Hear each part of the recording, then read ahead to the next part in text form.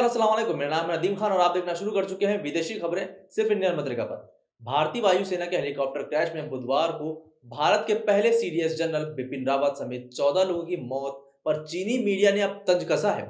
बहुत ही शर्मनाक और घिनौनी बातें लिखी हैं चीनी मीडिया ने।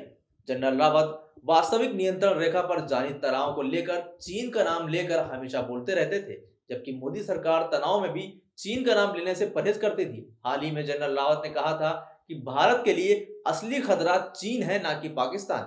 अब जब जनरल रावत की हेलीकॉप्टर हादसे में मौत हो गई है, तो चीन के सत्ताधारी कम्युनिस्ट पार्टी का मुख्य पत्र माने जाने वाला अखबार ग्लोबल टाइम्स भारत पर तंज कस रहा है, और वो भी बहुत ही बेहुदा तंज। आपको बता दें कि गुरुवार को ग्लोबल टाइम्स ने एक लेख प्रकाशित किया। इसमें चीनी विशेषज्ञों के हवाले से बताया गया है कि हेलीकॉप्टर क्रैश में भारत के चीफ ऑफ डिफेंस स्टाफ की मौत न केवल भारतीय की सैन्य अनुशासनहीनता और युद्ध की तैयारियों की पोल खोलता है, बल्कि भारत के सैन्य आधुनिकीकरण की हकीकत भी दर्शाता है।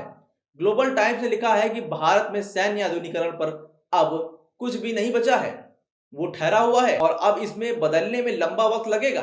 ग्लोबल टाइम्स ने लिखा है कि विश्लेषकों का मानना है कि चीन विरोधी भारत की शीर्ष सेनाधिकारी की मौत के बाद भी चीन को लेकर भारत की आक्रामक छवि में कोई परिवर्तन नहीं आएगा। भारतीय मीडिया में हेलीकॉप्टर क्रैश करने की वजह खराब मौसम, गलत ऊंचाई और तकनीकी गड़बड़ियां बताई जा रही हैं। इन सब कारणों को मान भी लिया जाए तो इन सब से यही पता चलता है कि ये गड़बड़ियां मानवीय हैं, ना कि रूस में बने हेलीकॉप्टर में कोई कमी होने के कारण। M17 सीरीज के हेलीकॉप्टर का इस्तेमाल तो कई देशों में होता है, पूरी दुनिया करती है, तो फिर ये हादसा कैसे हो सकता है? ये जरूर भारत की कमजोर सैन्य की वजह से हुआ है, ऐसा ग्लोबल टाइम्स का कहना है। ये बहुत ही घिनौना और बहुत ही कायराना बयान जारी किया है ग्लोबल टाइम्स ने। भारत में इसकी काफी आलोचना हो रही है। इसलिए के बाद ग्लोबल टाइम्स के अधिकारी ट्विटर अकाउंट पर भी शेयर किया गया। इस ट्वीट पर भारत के अहम हस्तियों ने कड़ी आपत्ति जताई है। भारत के पूर्व सेना प्रमुख जनरल वेद मलिक ने ग्लोबल टाइम्स के इस लेख पर प्रतिक्रिया पर देते हुए ट्वीट किया और लिखा, सामाजिक मूल्यों और नैतिक की घोर कमी है।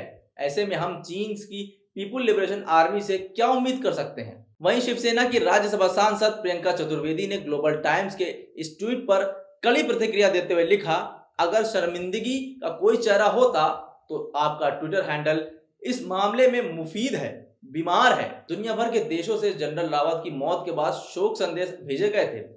कई देशों के प्रधानमंत्री, राष्ट्रपति तक ने संवेदना जताई थी। यहाँ तक पाकिस्तान की ओर से भी दुख जताया गया था, लेकिन चीन के शीर्ष नेतृत्व विदेश मंत्रालय ने ऐसी कोई संवेदना नहीं जताई। भारत में चीन के राजदूत सुन वेइदोंग ने भले ही एक ट्वीट करके संवेदना जताई थी। उन्होंने अपने ट्वीट में लिखा था कि हेलीकॉप्टर क्रैश में भारत सीडीएस, उनकी पत्नी और अन्य लोगों की मौत काफी दुखद है। सभी मृतकों के प्रति मेरी सहानुभूति है, मगर चीन ने यह दिखा दिया है, यह बात बोल के दिखा दी है कि वो कितना गिरा हुआ है, उसकी सोच कितनी घटिया है।